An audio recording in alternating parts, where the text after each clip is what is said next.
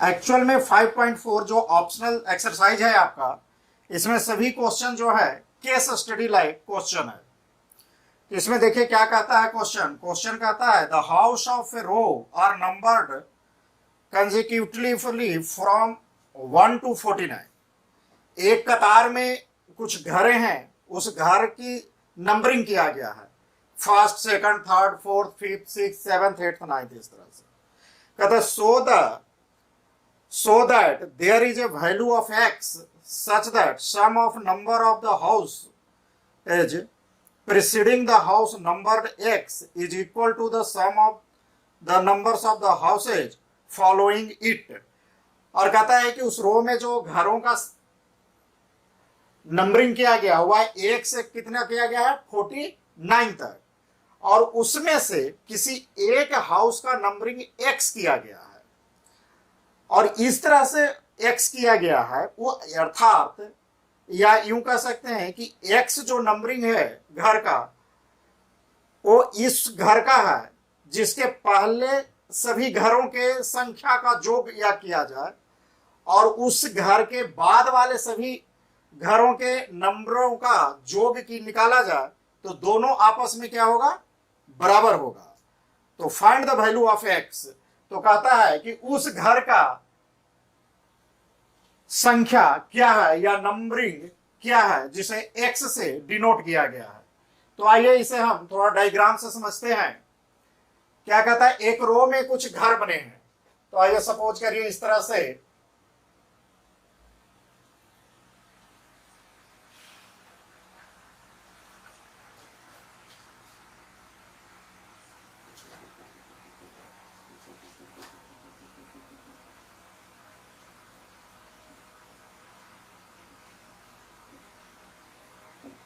इस तरह से हमारे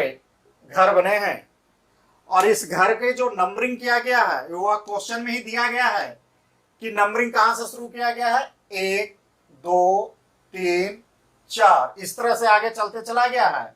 और लास्ट नंबरिंग जो कितना है 49 है, तो यह 48 होगा। और क्वेश्चन कह रहा है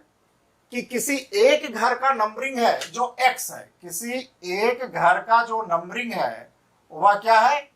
x किया गया है। सपोज यह घर जो है यहाँ पे, इसका जो पोजीशन आया होगा या नंबरिंग किया गया है x किया गया है। और क्या कह रहा है क्वेश्चन में एक कंडीशन और कह रहा है कि इस x जो नंबर किया गया घर, इसके पहले वाले यानी, और ये जो एक है इसका जो सम है, यानी यहां तक के जो सभी संख्याओं का जो 1 + 2 + 3 + 4 + 5 जो वैल्यू आएगा, और यह जो x के बाद से लेकर 49 तक का जो वैल्यू आएगा, यानी यह जो वैल्यू आएगा, वैल्यू जो x के पहले का वैल्यू है, यानी इसको प्रीसीडिंग कर देते हैं, प्रीसीडिंग वैल्यू, और यह जो है फॉलोइंग वैल्यू, x के बाद वाले का जो सम का वैल्यू है एस भी एक्स, इसे ऐसे ही समझने के लिए हम लिख रहे हैं, यानी x के पहले के घरों का जो वैल्यू का जो योग होगा और x के बाद के घरों के जो वैल्यू का योग होगा, वह दोनों क्या होगा, आपस में बराबर होगा। तो आइए अब चलते हैं। देखिए यह जो हाउस, सारे हाउसेज है, यह एक्स के क्या कहलाएंगे, प्रीसीडिंग हाउसेज, और यह क्या कहलाएंगे, फॉलोइंग हाउसेज, यानी बाद वाले घर और ये पहले वाले घर। तो यह सब हमारे क्या है, प्रीसीडिंग हाउसेज, प्रीसीडिंग हाउसेज, और यह क्या कहलाए, एक्स के बाद वाले हैं फॉलोइंग हाउसेज।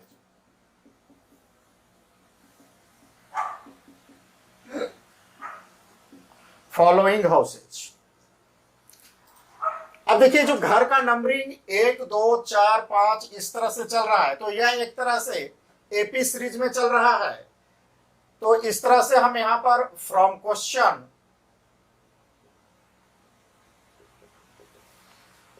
क्या निकाल सकते हैं, first term that is a value क्या हो गया 1, और यह नंबरिंग कहां तक किया गया है 1 to 49, यानी लास्ट टर्म हम क्या लिख सकते हैं, लास्ट टर्म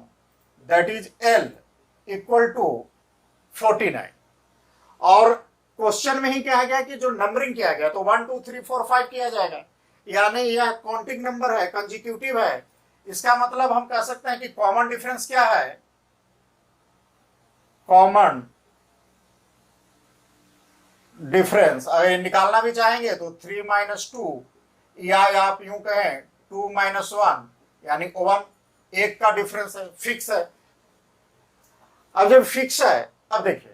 तो यहां तक का सम निकालना है और हमें क्या निकालना है, एक यहां तक का सम निकालना, और दोनों का आपस में क्या करना है, इक्वेट करना है। अब इस सम को निकालने का देखिए क्या टेक्निक है हमारे पास, या थोड़ी सी कॉमन सेंस आपको लगाना है। अब देखिए यदि हम पहला बार में क्या करें कि एक सम 1 से 49 का टोटल सम निकाल दें, 1 से 49 का टोटल सम निकाल दें, तो क्या निकलेगा हमारा S49, और उसमें से क्या करें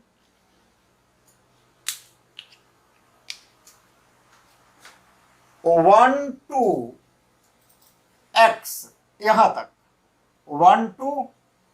x इस नंबर का है, इस घर का नंबरिंग x है, तो 1 to x यानी sx का नंबर निकाल दें, x तक का सम निकाल दें,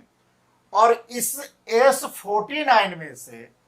sx को माइनस कर देंगे तो फॉलोइंग हाउसेज का सम हमें ज्ञात हो जाएगा। यह क्या ज्ञात हो जाएगा हमें, फॉलोइंग हाउसेज का सम हमें ज्ञात हो जाएगा। ठीक उसी प्रकार से यदि हम ऐसा करें कि देखिए यहां तक का सम निकालना है, अगर प्रीसीडिंग हाउसेज का सम निकालना है तो हमें क्या करना होगा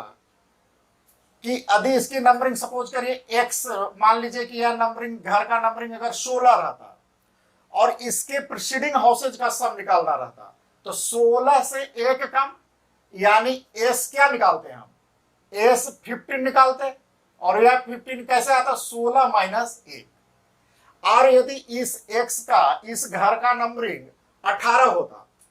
तो प्रीसीडिंग हाउसेज के लिए हम क्या लिखते हैं, सम क्या बनता है हमारा s, और 18 से एक का मानी 18 - 1। तो उसी तरह से अगर प्रीसीडिंग हाउसेज का सम निकालेंगे तो हमारा क्या बनेगा फाइनल s, और चूंकि जिसका प्रीसीडिंग वो x है तो इसका क्या होगा x - 1, यानी यह सम जो निकालेंगे s x - 1, यह हमारा क्या निकल जाएगा, प्रीसीडिंग हाउसेज का सम निकल जाएगा।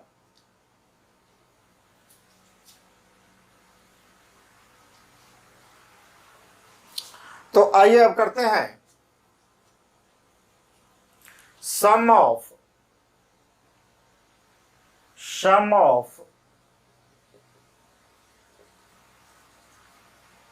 Number of houses preceding the house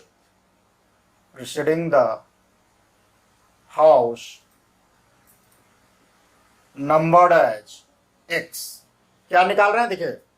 क्या हम निकाल रहे हैं, sum of the number of houses preceding the number of house x, यानी जिस हाउस का नंबर x पड़ा है उससे पहले वाले हाउस के नंबरों का सम ज्ञात कर रहे हैं, ऐड। तो हम क्या कर देंगे इसके लिए क्या होगा हमारा s x - 1 होगा, क्या होगा s, क्यों होगा, एक मिनट,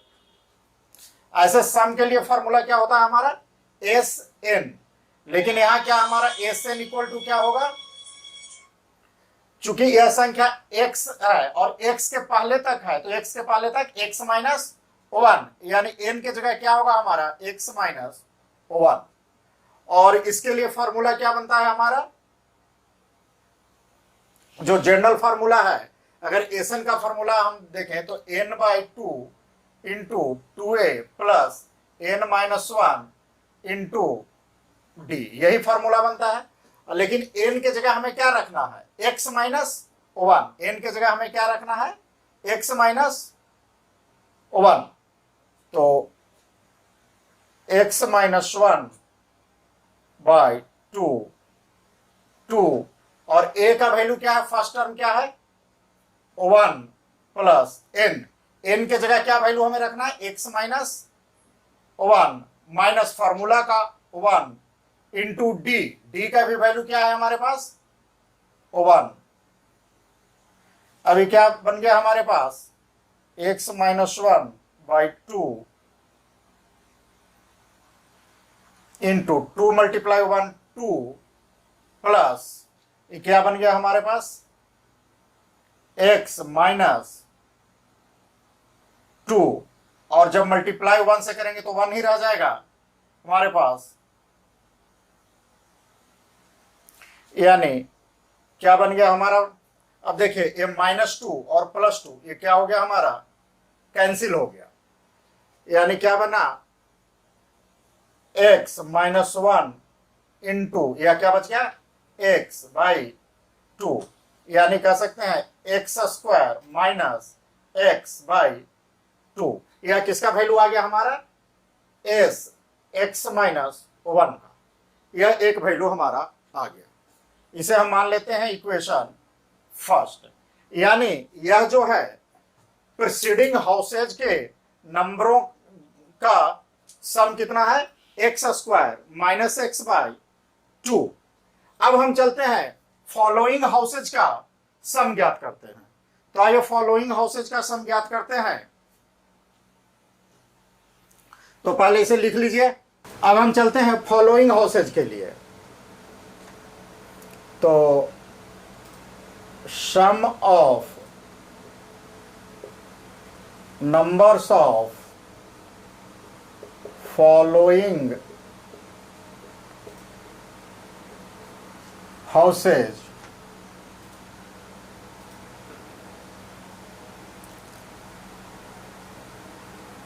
नंबर्ड एज एक्स, यानी एक्स जो नंबर किया गया है हाउस उसके फॉलोइंग हाउसेज का सम क्या होगा। तो इसका सम कैसे निकाल रहे थे हम, देखिए इस पार्ट का एक क्या करेंगे, एक 49 तक का सम निकाल लेंगे, यानी एस 49 उसमें से या एस एक्स यहां से लेकर एक्स तक का सम को माइनस कर देंगे, माइनस एस एक्स, तो हमारा यह वैल्यू मिल जाएगा। अब एस 49 है तो एस 49 का लिए हम फॉर्मूला क्या लगा सकते हैं, देखिए अब एस 4 यहां पर क्या है हमारा फर्स्ट टर्म भी पता है ए और लास्ट टर्म 49 भी पता है और नंबर ऑफ टर्म्स भी 49 पता है, यानी इसके लिए हम लिख सकते हैं n/2 into first term plus last term, या एस 49 के लिए हम लिख सकते हैं, और एस एक्स के लिए इसका हमें पता नहीं है तो ये सिंपल फार्मूला लगाएंगे हमें, तो n/2 into 2a plus n minus 1 into D. अब आइए देखिए इसमें हम क्या करते हैं, n के जगह क्या है 49/2 और फर्स्ट टर्म हमारा कितना है 1 प्लस लास्ट टर्म कितना है 49 माइनस, अब यहां चलेंगे तो n क्या है, चूंकि पता नहीं है तो x टर्म तक जो नंबरिंग क्या है x किया गया है, यानी n का वैल्यू क्या है x बाई 2 फर्स्ट टर्म कितना है 1 प्लस n के जगह क्या है हमारा n नंबरिंग क्या है x माइनस 1, d का वैल्यू कितना है, कॉमन डिफरेंस देखे थे 1 आया था 1। अब क्या हो गया हमारा 49/2 मल्टीप्लाई 49 और 1 50, ये आ गया हमारा। और इधर क्या आ गया x/2, और यह क्या आ जाएगा 2 में से 1 का मल्टीप्लाई 2 हो जाएगा, और 1 से मल्टीप्लाई हो जाएगा तो सेम हो जाएगा x - 1। अब आइए देखिए क्या हो गया, ये 2 से 50 काट दीजिए 25, 25 दूनी 50, अब 25 ये कितना हो गया 49 मल्टीप्लाई 25 माइनस ये क्या हो गया x/2, और यह क्या बच गया x प्लस 2 में से 1 चला गया 1, यानी अभी कितना बच गया 25, 25 नमा 2 25 की 5, बाकी बच गया 22, और 25 चौका 100, और 22 122, यानी 12 25 से आ गया माइनस। अब इसके गुना कर दीजिए तो x² प्लस x/2। अब इसे हम बना लेते हैं इक्वेशन नंबर 2। अब देखिए क्वेश्चन क्या कह रहा था कि जो यह देखिए इक्वेशन नंबर 1 जो था क्या था, किसका सम था, प्रीसीडिंग हाउसेज का सम था, और ये अभी जो हमने निकाला किसका निकाला, फॉलोइंग हाउसेज का सम निकाला। और क्वेश्चन में कहा जा रहा है कि दोनों का वैल्यू जो है आपस में क्या है, बराबर है, इक्वल है। इसलिए हम कह सकते हैं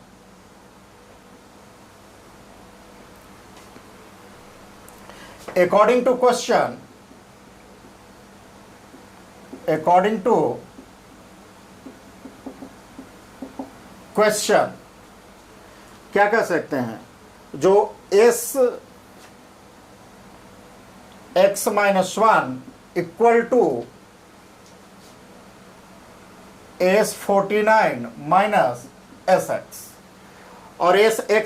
1 का वैल्यू कितना आया है x² माइनस x/2, और s49 माइनस x जो इक्वेशन नंबर 2 है उसका वैल्यू कितना आ रहा है हमारा 1225 माइनस x² प्लस x/2। अब आइए इसको इधर ले आते हैं तो क्या बनता है x² माइनस x/2, या प्लस में हो जाएगा x² plus x/2 equal to 1225। अब ये क्या हो गया एलसीएम 2 हो जाएगा, x² minus x plus x² plus x/1225। अब ये प्लस x और माइनस x कैंसिल हो जाएगा। अब ये क्या हुआ x² और x², 2x²/2 इक्वल टू 1225। अभी 2 से 2 भी कैंसिल हो गया। अब क्या बच गया हमारे लिए, इसलिए x इक्वल टू क्या हो गया √1225, और 1225 किसका स्क्वायर है, तो 35 35 12 25 प्लस माइनस 35, यानी जो इस x घर है इसकी नंबरिंग क्या था 35। अब देखिए 35 प्लस में भी वैल्यू है और माइनस में भी है, तो हम यहाँ कौन सा वैल्यू लेंगे, प्लस का लेंगे।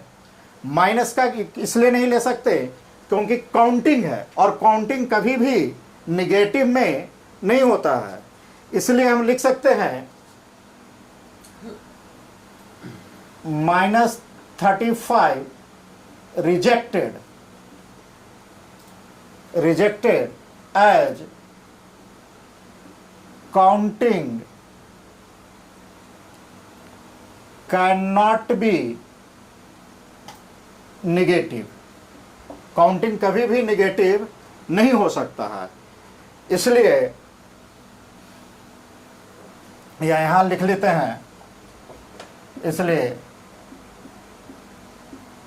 Required value of x equal to 35, यानी जो ये x का था वैल्यू वह क्या होगा 35 होगा। अब यह आपका वैल्यू सही है या नहीं, इसे करने के लिए आप क्या कर सकते हैं, देखिए इसे आप वेरीफाई करने के लिए यदि रफ करना चाहते हैं तो आप वेरीफाई कर सकते हैं। क्योंकि नंबरिंग 1 2 3 4 इस तरह से कहाँ तक चला था, 45 तक, और जो रिक्वायर्ड वैल्यू है वह कितना आया है, 35 आया है। यानी पहला बार आपको 1 से लेके 34 तक का सम निकालना है, और दूसरा बार आपको सम कहाँ से कहाँ तक के निकालना है, 36 से 49 तक। और ये दोनों वैल्यू जो होंगे, ये वैल्यू 1 आएगा और ये वैल्यू 2, या दोनों वैल्यू बराबर आएगा।